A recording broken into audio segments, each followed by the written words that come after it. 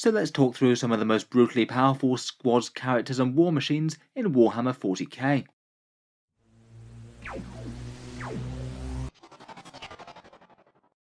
Hello and welcome back to Auspex Tactics, where today we're talking Warhammer 40k units, and specifically some of the ones that are most brutally destructive, massively tough, or just plain dangerous on the battlefield, perhaps units that might be a priority threat to eliminate, or maybe just avoid at all cost to try and keep them out of the game and stop their damage from happening. In this video I thought we'd just take a quick one to list through some of the top stuff in the game right now, and roughly what makes it strong and why it's seeing a lot of play in top lists for that army. To keep things interesting, I thought I'd focus on no more than one per faction for the main list, though we might repeat a few in the honourable mentions. And of course I do know that this kind of list for looking at 40k units is just a little bit on the arbitrary side. It can often be big combos and stratagems that really make a unit strong.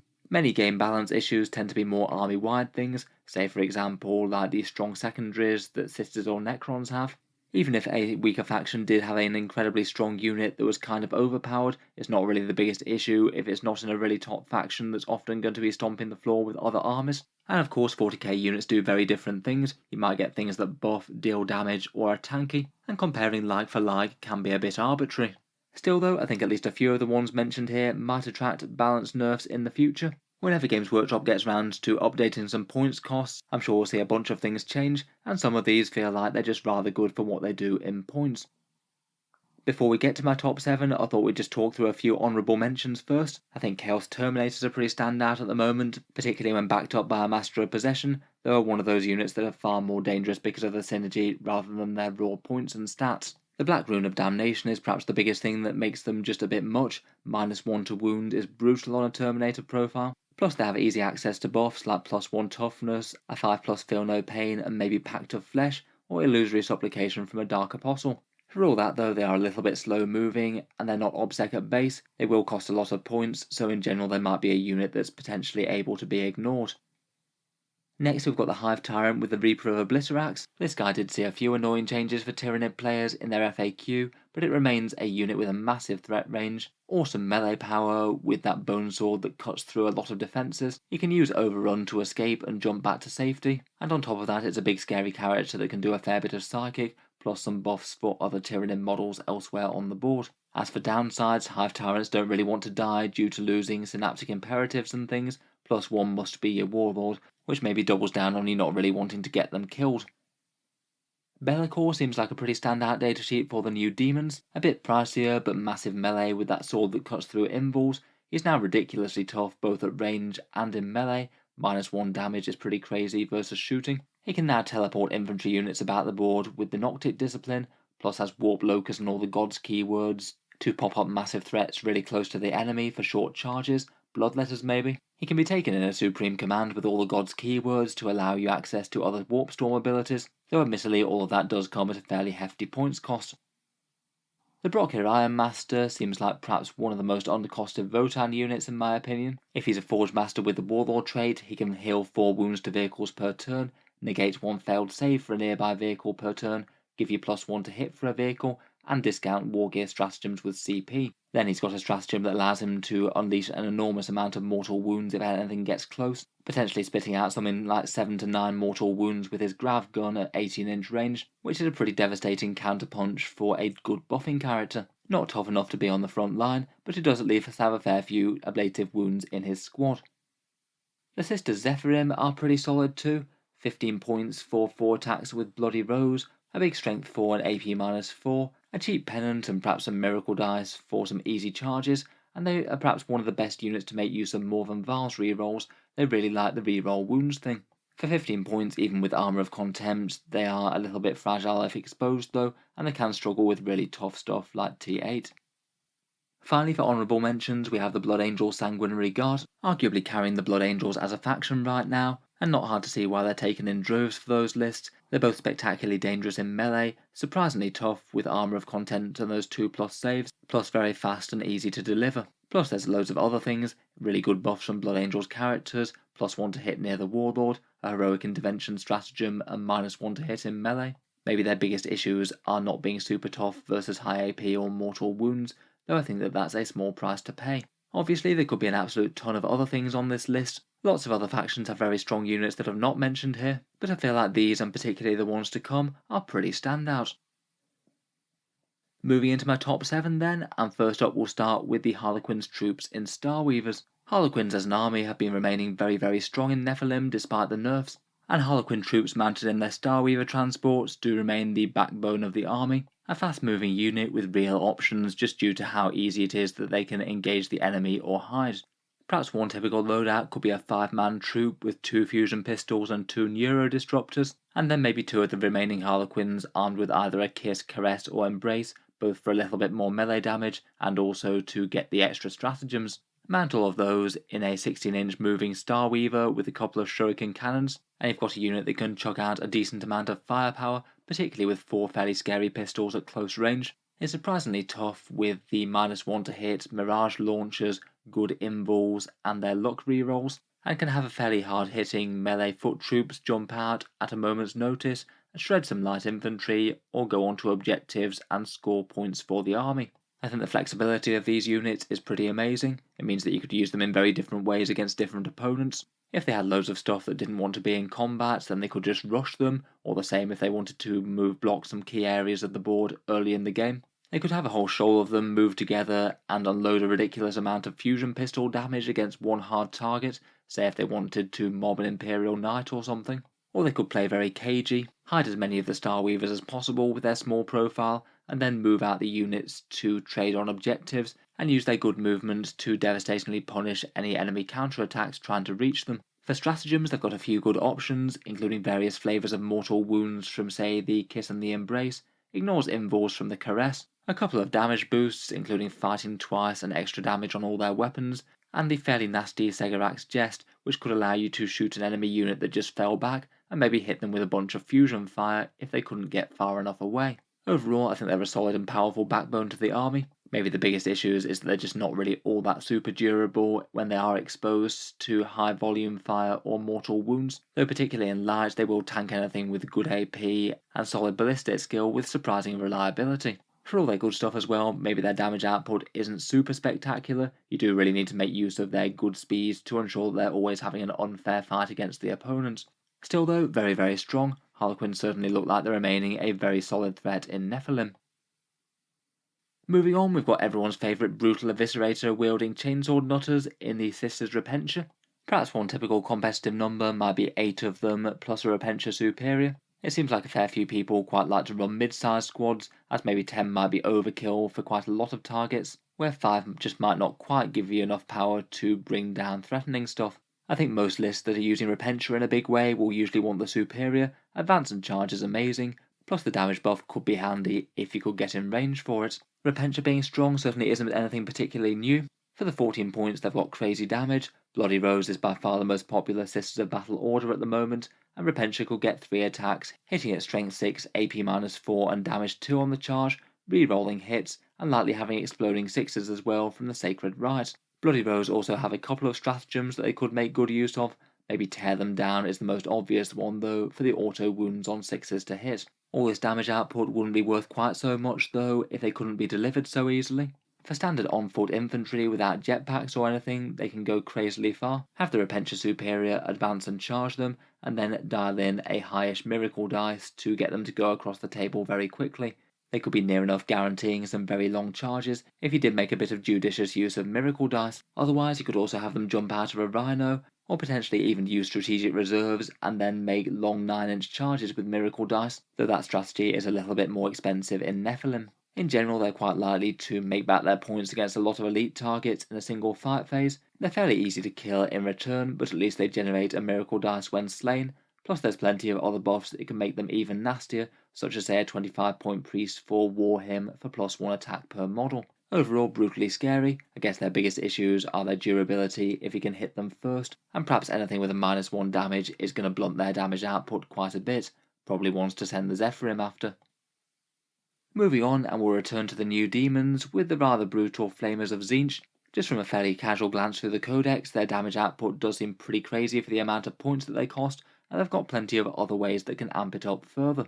They're 25 points per model, and for a pretty cheap points cost, each one spits out a big d6 +3 auto hits, all at strength 5, AP 2 and damage 1. and that is just monstrously strong even with no other buffs or synergies, particularly eating through any toughness 4 infantry. A squad of 6 of these just gets 39 auto hits at base at that profile, and that's going to cause some hefty damage to whatever you point it at. Beyond that though, you can very easily increase that to strength 6 just by having an Exalted Flamer nearby, and then he also spits out his own damage too. And then use one of your Zenith Psychocasts for a +1 to wound from their psychic power, and they become a credible threat to some of the strongest stuff in the game. Those 39 auto hits just roughly translate to around 32 dead guardsmen, 8 dead space marines, or 13 wounds to an Imperial Knight, and there are other ways of increasing that even further, such as reroll ones to wound from a Herald. More than that though, the damage output is just really easy to get exactly where you need it. They've got great movement with fly and have assault weapons, so can advance and shoot if they want to.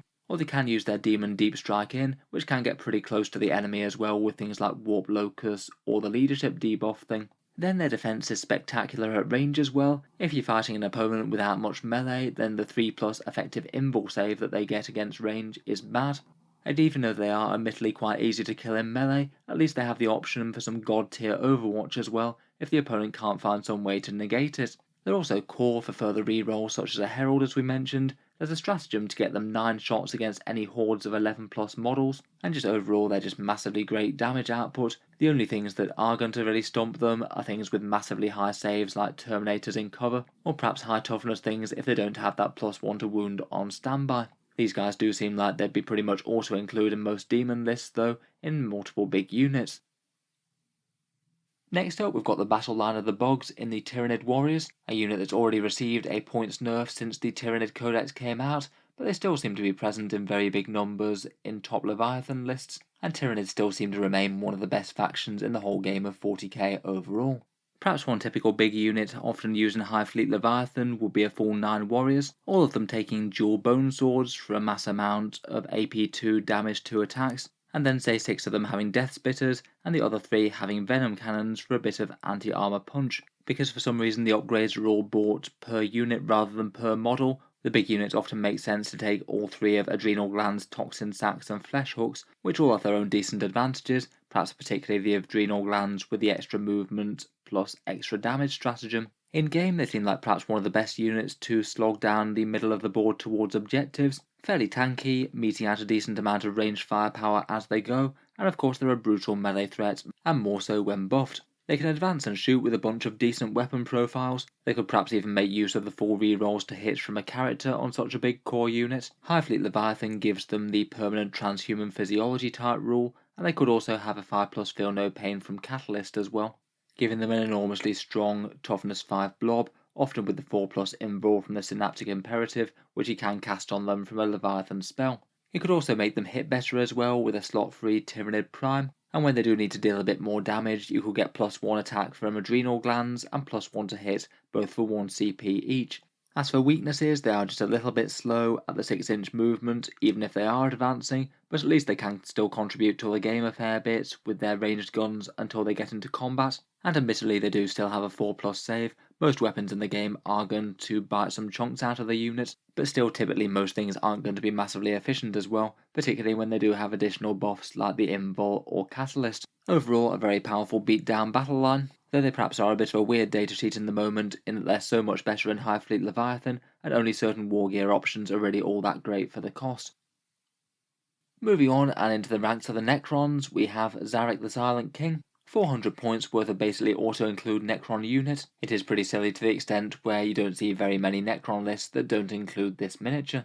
First up, he is at least okay in toughness, having 26 wounds and an invul save, and with an 8-inch move and fly, you could easily start behind terrain and hop over it to start to deal damage and do things turn 1. He gets 3 CP if he's your Warlord, which is great in Nephilim, and he can be running a Supreme Command detachment, excellent for including him in lists without having to compromise on slots. Between the Minears and the Staffs he gets pretty decent shooting overall, plus he gets to reroll his own hits now due to his own aura bonus, and he's no slouch in combat either, a bunch of general profile attacks, plus he makes enemies fight last as well. It means that a lot of units can't really afford to charge him, unless they can afford to tank a round of his damage before they even get to swing. Beyond that, he gets massive buffs for core Necrons, both at range and in melee, and can even make use of a fair few of the core combos himself, as he is a vehicle so gets the core keyword. perhaps the most notable one being Illuminor Zeraz's Resurrecting Menhirs. Overall, he's just all round good. Perhaps out of anything, the least standout thing might be his range defense against high-power anti-tank weapons, though even then he's hardly bad with those Menhirs causing some damage to get lost, plus a good invul save. To be honest, it might be a bit nicer if he wasn't quite such an auto-include, so it meant that you'd see a bit more variety in Necron lists. Moving on, and we're back to the new kids on the block with the mighty Leagues of Votann, and perhaps one of the scariest and biggest toys in their arsenal. The rules of the Codex have been known for a fair time now, and though at time of recording we don't know when the actual kit for this monster is going to release, it does look like the Hexon Land Fortress might well be one of the strongest tanks in the entire game of 40k. It's just got an awful lot of nasty stuff going for it. First up, even for a big vehicle, it is surprisingly tanky for that points cost. 16 wounds at toughness 8 with a 2+ save, and void armor that is armor of contempt that also turns off rerolls to wound and damage. Depending on the league, you can also get some of these to either have a 4+ envelope base or toughness 9, both of which certainly aren't going to make it any easier to take down. Then its firepower just seems incredibly scary and very general purpose. If you maybe just go with one of the simplest and easiest looking options, just take a bunch of bolt cannons, the auto cannon and the railgun, you've got a whole flurry of shots that are spammed out at AP2 damage 2, and then that crazy railgun that can either punch straight through invul saves and deal 10 wounds, or if you can get its auto wounding on a 6 with a judgment token, then the damage spills over to nearby models, potentially killing an entire 10 wound infantry squad in one solid shot. The combo can be quite reliable if you can get 3 judgment tokens on a unit, plus use something like the judgment token reroll to hit. Though if you're in the Great Etherean League, then you get to sit this next to Uthar the Destined, and basically automatically guarantee the splash damage shot every single time it shoots. Its speed and range don't seem to be a particular issue either, movement 10 is fine, and it's 36 inches for everything besides the autocannon, and it does have some other good synergy with other units in the Codex, maybe hiding a cheap squad of those crazy damaged Chthonian Berserks in it to act as a deterrent to being charged, or combine it with the Brockia Iron Master that we mentioned earlier in the video to hit on 2s, negate damage, and do some big healing. Perhaps for its biggest issues is that there's no way for it to fall back and shoot, so if it gets locked up you might well have its damage output spoilt for a turn. And perhaps I feel like when it does drop it might not have all that much time on this profile at this points cost before Games Workshop maybe makes some points adjustments. Kind of depends on just how much the Leagues of Votann damage theory translates into practice, but I certainly wouldn't buy one of these and think that there's zero chance of it ever getting any worse rules wise.